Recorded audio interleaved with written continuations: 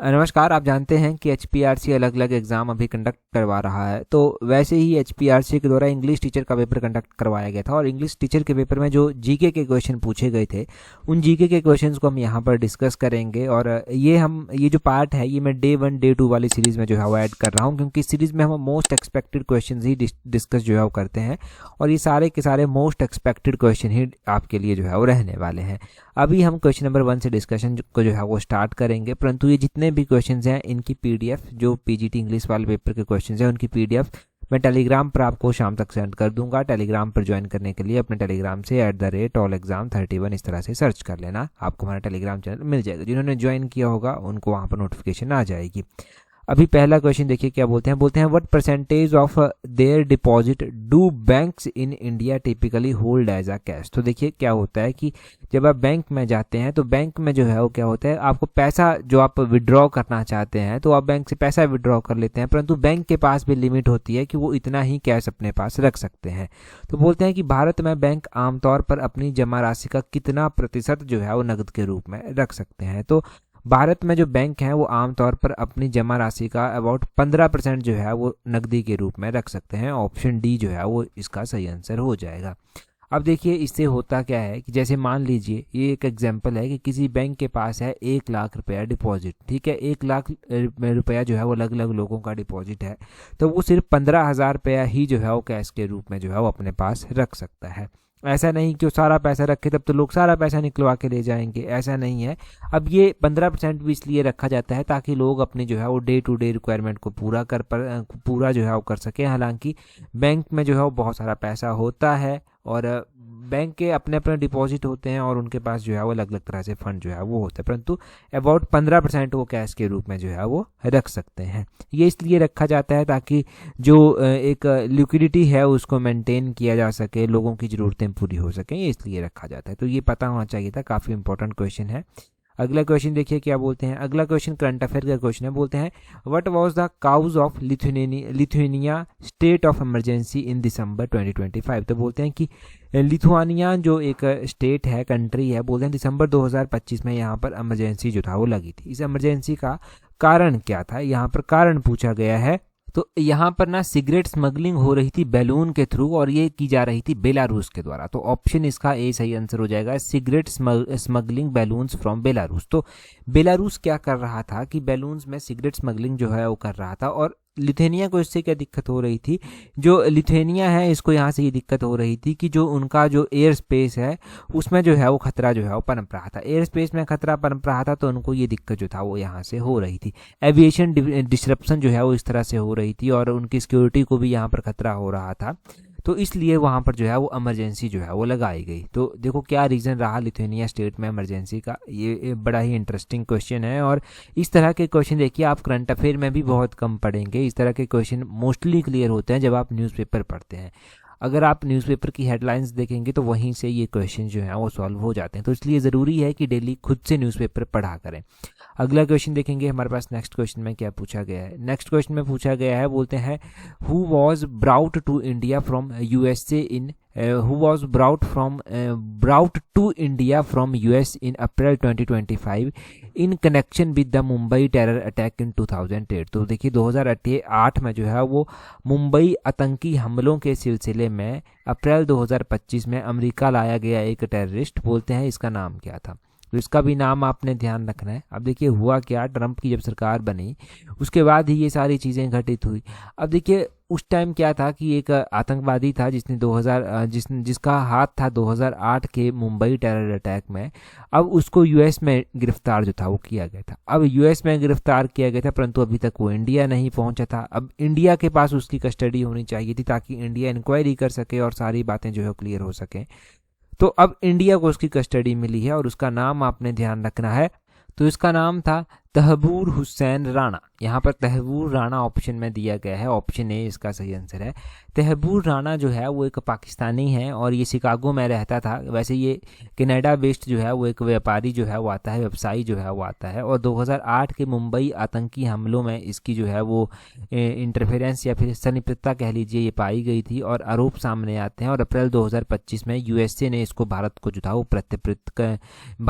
वो सौंप दिया था और अमेरिकी सुप्रीम कोर्ट के द्वारा इसको सौंपने की जो मंजूरी थी वो दी गई थी अप्रैल महीने में, और ये दिल्ली आकर पहुंच गया, तो इसलिए ये क्वेश्चन यहाँ पर जो है वो बना है। तो देखिए इस तरह का क्वेश्चन भी बन सकता है। और ये भी करंट अफेयर में आपको बहुत कम देखने को मिलेगा। ये मोस्टली क्रिएट होते हैं न्यूज़पेपर के, ये न्यूज़पेपर की हेडलाइंस होती हैं। अगर आप इस क्वेश्चन को देखेंगे ना, तो ये maximum most of the newspaper की उस टाइम हेडलाइंस थी। और ऊपर वाला क्वेश्चन देखेंगे तो वो उस टाइम जो एक इंटरनेशनल पेज आता है न्यूज़पेपर पर, उसकी हेडलाइंस जो था वो थी। अगला क्वेश्चन देखिए क्या बोलते हैं which of the following best explains by small workshops continue to exist alongside large factories during the industrial evolution in Britain. तो बोलते हैं कि निम्नलिखित में से कौन सा सबसे अच्छा कारण बताया जाता है कि ब्रिटेन में औद्योगिक क्रांति के दौरान बड़े कारखानों के साथ साथ छोटी कार्यशालाएं जो है वो अस्तित्व में रही। तो क्यों ये अस्तित्व में रही, बेसिकली यहाँ पर यही जो है वो पूछा गया है। अब यहाँ पर इनके अस्तित्व में रहने के पीछे का रीज़न क्या है?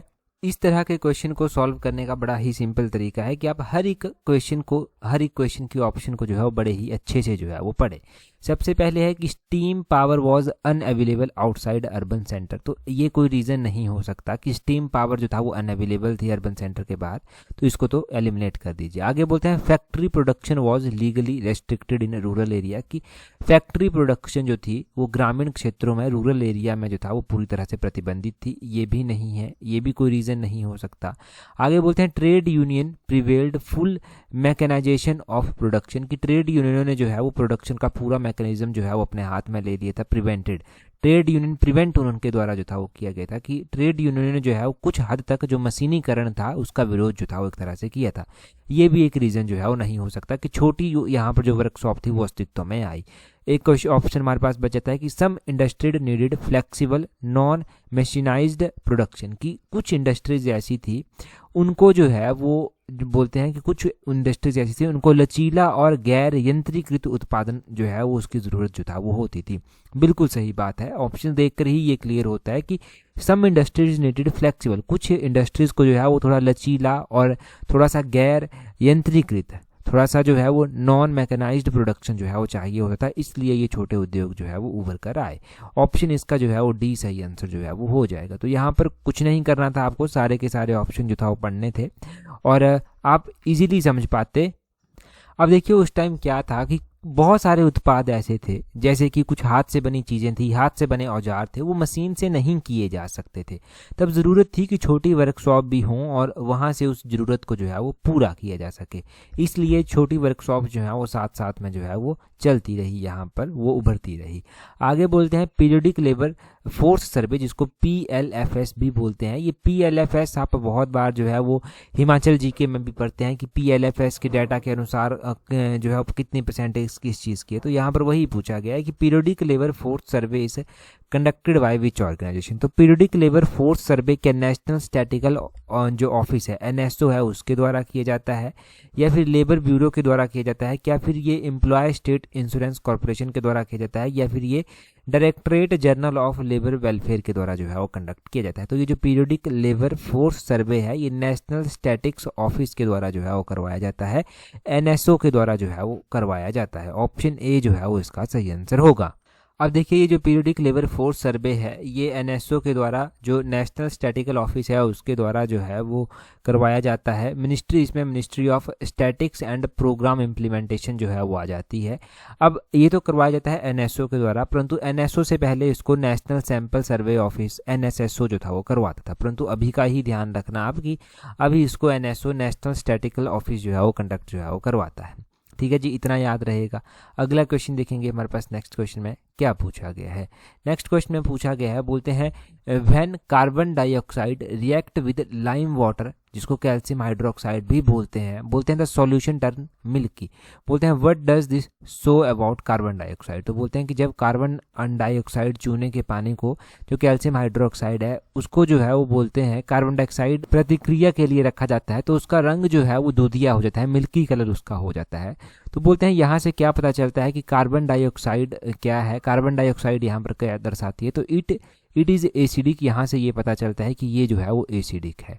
इसका ऑप्शन बी जो है वो सही आंसर होगा। देखो यहाँ पर क्वेश्चन दो तरह से जो है वो पूछ जाता है। एक तो क्वेश्चन पूछ जाता है कि जब कार्बन डाइऑक्साइड लाइम वाटर के साथ रिएक्ट करती है तब उसका कलर जो है वो कैसा हो जाता है। तो ऑप्शन में अलग अलग ऑप्शंस दे दी जाएंगे और एक ऑप्शन होगी मिल्की। तो ध्यान रखना है कि उसका कलर जो है वो मिल्की जो है वो हो जाता है। अब मिल्की उसका कलर हो जाता है, अब होता है वो बोलते हैं what does this show about carbon dioxide. तो यहाँ से कार्बन डाइऑक्साइड के बारे में क्या पता चलता है कि कार्बन डाइऑक्साइड जो है वो एसिडिक नेचर की है। अगर मान लो यहाँ पर क्या करते, कार्बन डाइऑक्साइड को ज़्यादा रिएक्ट कर देते लाइम वाटर में, तो क्या होता, तब वो ये जो मिल्की कलर बना हुआ था ना, ये मिल्की कलर भी डिसअपियर हो जाता। ठीक है, ये जो मिल्की कलर है ना, ये भी, ये जो दूधियापन था इसका, ये भी गायब हो जाता। और यहाँ से इसलिए होता है क्योंकि वहाँ पर कैल्शियम बाइकार्बोनेट में जो था वो बदल जाता। ठीक है, ऐसा इसलिए होता क्योंकि वो कैल्शियम बाइकार्बोनेट में बदल जाता। तो इस तरह के क्वेश्चन बेसिकली HPRC अभी पूछ रहा है। अगला क्वेश्चन हम देखेंगे हमारे पास क्या पूछा गया है। देखिए अगला क्वेश्चन देखेंगे हम, उससे पहले अगर आप तैयारी कर रहे हैं अपने आने वाले HPRC के पटवारी एग्जाम के लिए और पंचायत सेक्रेटरी एग्जाम के लिए, तो आप हमारी कॉम्प्रिहेंसिव टेस्ट सीरीज के साथ जो है वो जुड़ सकते हैं। देखिए कॉम्प्रिहेंसिव टेस्ट सीरीज का लिंक जो है वो नीचे डिस्क्रिप्शन बॉक्स, कमेंट बॉक्स में जो है वो दिया गया है। आप वहाँ से कॉम्प्रिहेंसिव टेस्ट सीरीज को जो है वो ज्वाइन कर सकते हैं। साथ में ही ध्यान रखना कि ये स्लॉट 4 है। अगर आप स्लॉट 4 ज्वाइन कर सकते हैं तो इन दोनों एग्जाम की तैयारी आप एक साथ कर सकते हैं, क्योंकि पता है पहले पंचायत सेक्रेटरी, पहले पटवारी का एग्जाम होगा, उसके बाद पंचायत सेक्रेटरी का एग्जाम जो है वो होगा। तो दोनों एग्जाम की तैयारी एक साथ हो जाएगी। थोड़ा सा पॉकेट फ्रेंडली भी आपके लिए ये रहने वाला है। साथ में ही तैयारी अगर की जा रही है जूनियर ऑफिस असिस्टेंट के एग्जाम के लिए, तो जूनियर ऑफिस असिस्टेंट की टेस्ट सीरीज का लिंक नीचे डिस्क्रिप्शन बॉक्स, कमेंट बॉक्स में है, आप उसको भी ज्वाइन कर सकते हैं। आपको पता होना चाहिए कि जूनियर ऑफिस असिस्टेंट में अच्छी खासी पोस्टें जो है वो इंक्रीज़ कर दी गई हैं। और अब आप ये सोचेंगे कि ऐसी रेगुलर नौकरियां आपको बार बार देखने को मिलेंगी, तो बहुत कम चांसेस हैं कि ऐसी नौकरियां आपको बार बार देखने को मिलेंगी।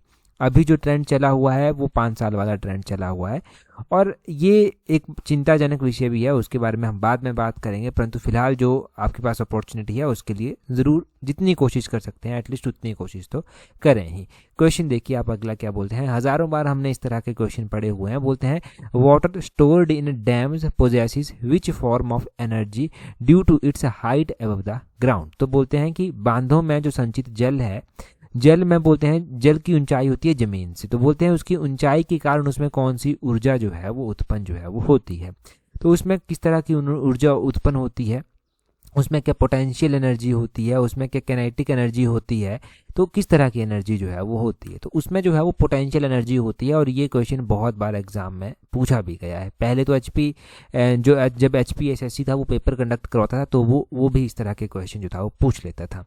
अब हम बात करें कि इस यहाँ पर जो है वो क्या क्या एग्जाम्पल जो है वो इसके आ जाएंगे। जो पोटेंशियल एनर्जी है उसके क्या क्या एग्जाम्पल जो है वो आते हैं। आप एक रबड़ बैंड लेते हैं, उसको पीछे को खींचते हैं और एकदम से छोड़ते हैं, तो उसको स्ट्रेच करते हैं। स्ट्रेच रबड़ बैंड जो होता है ना, उसका जो इलास्टिक नेचर होता है, वो भी जो है वो एक इसी का एग्जाम्पल है।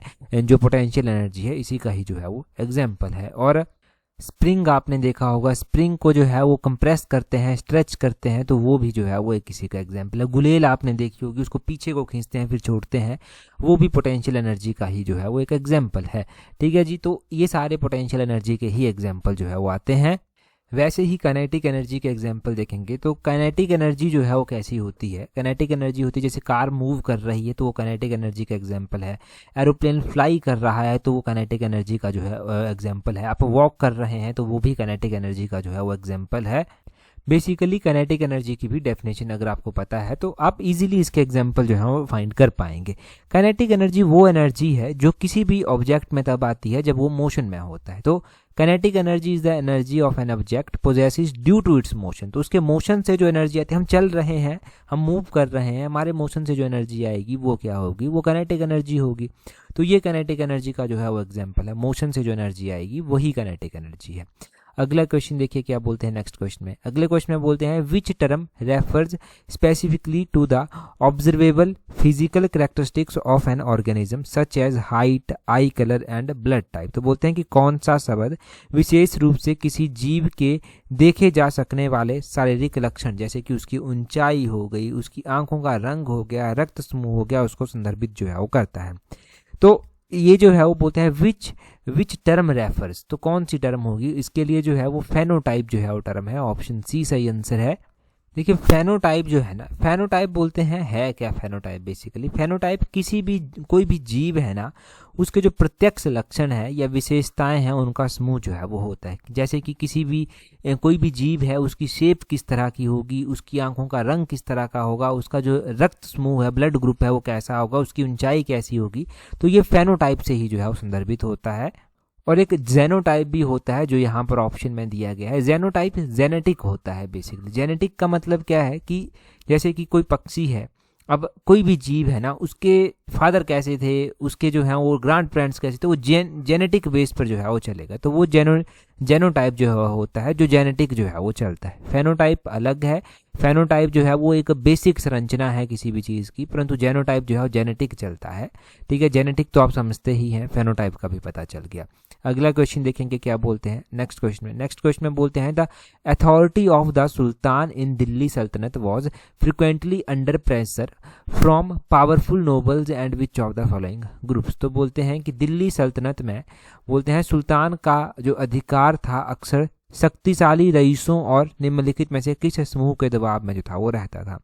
देखिए दिल्ली सल्तनत जो हुआ करती थी, दिल्ली सल्तनत में सुल्तान का जो अधिकार था, और अधिकार बोलते हैं अक्सर शक्तिशाली रईस जो हुआ करते थे और कुछ एक ऐसे समूह हुआ करते थे उनके दबाव में रहता था, तो उनको क्या बोलते थे, उनको उलेमा जो था वो बोला जाता था। ऑप्शन बी जो है वो इसका सही आंसर है। बेसिकली जो ये उलेमा शब्द आता है ना, ये उलेमा शब्द जो है जो विद्वान, धर्मशास्त्री और न्यायविद हुआ करते थे उनसे जो है वो संबंधित है। तो वो यहाँ पर वही तो पूछा गया था कि दिल्ली सल्तनत में सुल्तान का अधिकार जो था वो शक्तिशाली रईस, यानी कि शक्तिशाली रईस मतलब विद्वान हो गए, धर्मशास्त्री हो गए, न्यायविद हो गए, इनके प्रेशर में रहता था और उन्हीं को जो है वो उलेमा जो था वो बोला जाता था। अगर हम दिल्ली सल्तनत की बात करते हैं ना, तो उलेमा का पता चल गया कि ये जो है वो विद्वानों का एक समूह हुआ करता था। अब दिल्ली सल्तनत में जो है वो अलग अलग राजवंश हुए, जैसे कि पहले गुलाम वंश हुआ जिसको मामलुक वंश भी बोलते हैं, 1206 से 1290 के बीच में रहा। खिलजी वंश हुआ, खिलजी वंश 1290 से 1320 के बीच में रहा। तुगलक वंश भी हुआ, तुगलक वंश 1320 से 1414 के बीच में जो है वो हुआ। सैयद वंश हुआ, ये 1414 से 1451 के बीच में हुआ। फिर लोधी वंश आया लास्ट में, ये 1491 से 1526 तक रहा। 1526 में पानीपत की पहली लड़ाई हुई और लोधी वंश समाप्त हो जाता है। लोधी वंश समाप्त होने के बाद जो है वो क्या होता है, लोधी वंश जब समाप्त हो गया तो मुगलों का जो है वो आगमन हो गया था। फिर मुगलों ने राज जो था वो यहाँ पर जो था वो किया था। नेक्स्ट क्वेश्चन देखिए क्या बोलते हैं यहाँ पर agro based industries are located in region where what is readily available. तो बोलते हैं कि कृषि आधारित जो उद्योग हैं वो बोलते हैं उन क्षेत्रों में स्थित होते हैं जहाँ पर क्या आसानी से मिल जाता है। तो मेटालिक ओर्स वहाँ पर मिलेंगी, या फिर एग्रीकल्चर रॉ मटेरियल वहाँ पर मिलेगा, या फिर पेट्रोलियम रिफाइनरीज वहाँ पर होंगी, या फिर हैवी इंजीनियरिंग यूनिट जो है वो होगी। तो बड़ा ही कॉमन सेंस का क्वेश्चन था। एग्रीकल्चर की जो कृषि आधारित जो उद्योग होंगे वो वहीं पर होंगे जहां पर एग्रीकल्चरल रॉ मटेरियल आसानी से मिल जाएगा। तो ऑप्शन बी इसका जो है वो सही आंसर जो है वो हो जाएगा। ये तो बड़ा ही बेसिक क्वेश्चन पूछा गया था। अगले क्वेश्चन में बोलते हैं in a federal system the authority of state government is constitutionally safeguard primarily through. तो बोलते हैं कि एक संघीय प्रणाली में राज्य सरकारों के अधिकार को मुख्य रूप से किसके माध्यम से संवैधानिक रूप से सुरक्षित किया गया है। तो फेडरल जो सिस्टम आता है उसमें होता क्या है, पहले ये समझिए। फेडरल सिस्टम होता है उसमें पावर्स को इक्वली डिवाइड किया जाता है। सबसे अच्छे फेडरल सिस्टम के एग्जांपल जैसे कि यूएसए हो गया, इसमें पावर्स को इक्वली जो है वो डिवाइड जो है वो किया गया है। फेडरल फॉर्म ऑफ गवर्नमेंट का आपको पता चल गया। इंडिया में फेडरल फॉर्म ऑफ गवर्नमेंट जो है वो नहीं आती। अब यूएसए में क्या है, सेंटर है, स्टेट है। सेंटर और स्टेट में पावर्स को इक्वली डिवाइड किया गया है, परंतु इंडिया में सेंटर और स्टेट के बीच में पावर को इक्वली डिवाइड नहीं किया गया है। तो इंडिया को क्वेसी फेडरल कंट्री जो है वो बोला जाता है। यहाँ से ये पता चलता है कि जैसे कि जो सेंट्रल गवर्नमेंट है उसने ग्रांट इन एड हिमाचल की बंद कर दी, तो हिमाचल में जो है वो मतलब एक फाइनेंशियल बड़ी क्राइसिस आ गई। तो वहाँ से यही पता चलता है कि सेंटर के पास सिमिलर पावर स्टेट के बराबर नहीं है, सेंटर के पास ज़्यादा पावर्स हैं। वो स्टेट्स की ग्रांट इन एड भी बंद कर सकता है और स्टेट्स को जो है वो सेंटर के ऊपर निर्भर होना पड़ता है। तो इसलिए कहते हैं इंडिया को क्वेसी फेडरल। अब यहाँ पर क्वेश्चन में यही पूछा गया है कि फेडरल सिस्टम जो होता है बोलते हैं the authority of state government is constitutionally safeguard primarily through. तो इसमें जो अथॉरिटी है स्टेट गवर्नमेंट की वो किसके द्वारा सेफ गार्ड की जाती है, तो ये जो रिटन कॉन्स्टिट्यूशन होता है और डिवाइडेड जो पावर होती हैं उसमें जो है वो की जाती हैं। ऑप्शन इसका सी सही आंसर हो जाएगा, written constitution with divided powers. तो ये ऑप्शन सी जो है वो इसका सही आंसर है। In a federal system the authority of state government is constitutionally safeguard primarily through written constitution और डिवाइडेड पावर्स के साथ जो है वो है। अगले क्वेश्चन में बोलते हैं, यहाँ पर बोलते हैं in which year was the panchayat extension to the scheduled area act passed. तो बोलते हैं कि ये जो panchayat extension to the scheduled area act है ये कब जो था वो पारित हुआ था, जिसको पीसा भी बोलते हैं। तो ये पीसा एक्ट कब पारित हुआ था ये आपने ध्यान रखना है प्राइमरली, ये 1996 में पारित हुआ था। 1996 इसका जो है वो सही आंसर हो जाएगा। पंचायती राज की जब बात हो रही है तो ध्यान रखना है कि पंचायती राज जो है वो 73rd कॉन्स्टिट्यूशनल अमेंडमेंट में जो है वो पंचायती राज आता है। और पंचायती राज का ये भी आपने ध्यान रखना है कि इंडियन कॉन्स्टिट्यूशन का कौन सा पार्ट जो है वो पंचायती राज से जो है वो डील करता है। तो पार्ट भी ध्यान रखना है, वो जो है वो यहाँ पर लिख देता हूँ, पार्ट 1 नेक्स्ट जो है वो आता है पार्ट। और पहला स्टेट कौन था जहां पर पंचायती राज जो है वो एस्टेब्लाइज किया गया था, तो first state to establish panchayati raj was Rajasthan में किया गया था। अक्टूबर 2 1959 को किया गया था। नागौर डिस्ट्रिक्ट में किया गया था ये राजस्थान के। उसके बाद आंध्र प्रदेश में किया गया था, परंतु पहले जो था वो राजस्थान में किया गया था। तो इतना तो बेसिक ध्यान यहाँ से रखें। अगला क्वेश्चन देखिए, बोलते हैं who has become India's 16-year-old 90th Grandmaster achieving his final GM norm at the Bijelzina Open। तो बोलते हैं बिजेलजिना ओपन में बोलते हैं अपना अंतिम GM मानदंड हासिल करने पर 16 वर्षीय जो है वो 90वें नंबर के ग्रांड मास्टर कौन बने हैं। तो हमने ये पढ़ा हुआ है, ये इलम पार्थी AR जो है वो बने हैं। इलम पार्थी AR जो है वो बने हुए हैं। मैंने देखिए 90th नंबर के तो आपको बताए हैं।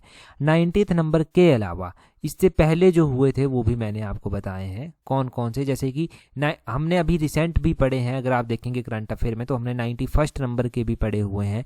91st नंबर के हैं राहुल VS कर उनका नाम ध्यान रखना है। 92nd नंबर के ग्रांड मास्टर भी हमने पढ़े हैं, वो हैं आर्यन वर्सने का नाम ध्यान रखना है। 93rd नंबर के ग्रांड मास्टर भी हमने पढ़े हुए हैं इंडिया के, वो हैं आरव ढेंगला भी पढ़े हुए हैं। और 94th नंबर के ग्रांड मास्टर भी हमने पढ़े हुए हैं, उनका नाम मयंक चक्रवर्ती है, वो भी आपने ध्यान रखना है। 94th नंबर के ग्रांड मास्टर जो है वो कौन है। 94th नंबर तक जो है हम अभी तक पढ़ चुके हैं। आगे जैसे क्वेश्चन बनते जाएंगे तो उनको भी जो है वो पढ़ते रहेंगे, ठीक है। 94th नंबर के जो हमने पढ़े थे वो लेटेस्ट हमने किस पार्ट में पढ़े थे, करंट अफेयर के साथ P71 पार्ट में हमने जो था वो पढ़ा था क्वेश्चन, ठीक है जी। अगला क्वेश्चन यहाँ पर रीजनिंग का क्वेश्चन है। यहाँ पर यही दिया गया है, सीटिंग अरेंजमेंट है कि HIJMNO एंड P ये एक स्ट्रेट लाइन में बैठे हुए हैं, नॉर्थ फेस की तरफ इन्होंने किया हुआ है। ये क्वेश्चन बेसिकली मैं टेलीग्राम पर ही आपको प्रोवाइड करवा दूंगा PDF में, वहाँ पर देखना। इसका सही आंसर H हो जाएगा, परंतु एक बार सॉल्व कर आप खुद इसको देखना। यहाँ पर भी दिया गया है based in English alphabet order 3 of the following 4 letter cluster pair are alike and certain way thus. यहाँ पर मतलब ये दिए गए हैं HEDALIHESPMK, आपको बताना है इनमें से कौन सा जो है वो सिमिलर नहीं बनता। यहाँ पर देखो एक सिंपल सा मैं बता देता हूँ, अगर आप यहाँ पर करने के अलग अलग तरीके हैं इसको सॉल्व। ऐसे आप देखेंगे अल्फ़ाबेटिकली तो ABCD के बाद आएगा E, तो ये तो सही है। H के बाद I आएगा, ये भी सही है। K के बाद जो है वो L आएगा, ये भी सही है, परंतु M के बाद P नहीं आएगा, तो यही रॉन्ग है। एक ऑप्शन C इसका सही आंसर हो जाएगा। M के बाद N जो है वो आता है, तो इसलिए ये जो है वो गलत हो जाता है, तो ये गलत है यहाँ पर, तो यही गलत है। आगे इंसर्टेन कोड यहाँ पर बोलते हैं कैसे लिखा गया है, इसको भी अगर आप करेंगे तो इसमें आपको कोड बताना है कि हाउ इज पीस को यहाँ पर कैसे जो है वो लिखा गया। देखो यहाँ पर लिखा गया है वी वॉन्ट पीस, ऐसे कर लिखा गया है। तो यहाँ पर बोलते हैं इसको कोड किया गया है HSYA और IC के साथ। तो यहाँ पर एक और चीज़ लिखी गई है नो पीस हेयर, तो नो पीस हेयर क्या लिखा गया है, नो पीस हेयर इसको लिखा गया है NRVTHS। इन दोनों के बीच में पीस वर्ड कॉमन है, और पीस एक और चीज़ कॉमन देखने को मिलेगी, वो है HS वर्ड। तो पीस को HS से ही रिप्रेजेंट किया गया है, ऑप्शन A इसका सही आंसर होगा। आगे बोलते हैं मुकुल किसका पर्यायवाची शब्द है। मुकुल का पर्यायवाची होता है कलिका, कली, गूंजा, मुकुला, इस तरह के पर्यायवाची जो है वो होते हैं। तो मुकुल कली इसका पर्यायवाची हुआ, किनारा, कोयल, मधुप ये इसके पर्यायवाची जो है वो नहीं है। मुकुल का अर्थ कली या फूल इस तरह से जो है वो होता है, तो ये इसके पर्यायवाची जो है वो आते हैं। राम की घर दूर है, तो यहाँ पर बोलते हैं कि अशुद्ध शब्द क्या है, ऑब्वियसली राम की नहीं होगा, राम का होगा, तो का होना था यहाँ पर, की यहाँ पर किया गया है, ये गलत हो गया। आगे बोलते हैं निम्न में से आंख नीली पीली होना मुहावरे का सही अर्थ क्या है। तो आंख नीली पीली होना मतलब अधिक नाराज हो जाना इसका मतलब होता है। देखो आंखों में आंसू आना नहीं होगा, आदर और सम्मान करना भी नहीं होगा, लज्जा पैदा करना भी नहीं होगा, अधिक नाराज हो जाना इसका जो है वो मतलब है। तो इस तरह के मुहावरे यहाँ पर पूछे गए थे। अगला क्वेश्चन देखिए यहाँ पर क्या बोलते हैं। यहाँ पर बोलते हैं according to a 2025 Chhattisgarh high court judgement which article of constitution is violated by mandatory virginity test. तो बोलते हैं 2025 में छत्तीसगढ़ उच्च न्यायालय के निर्णय के अनुसार अनिवार्य जो वर्जिनिटी टेस्ट है संविधान के किस अनुच्छेद का उल्लंघन है। ये 4 ऑप्शन आपके पास दिए गए हैं, अपना कमेंट कर आंसर बताएंगे।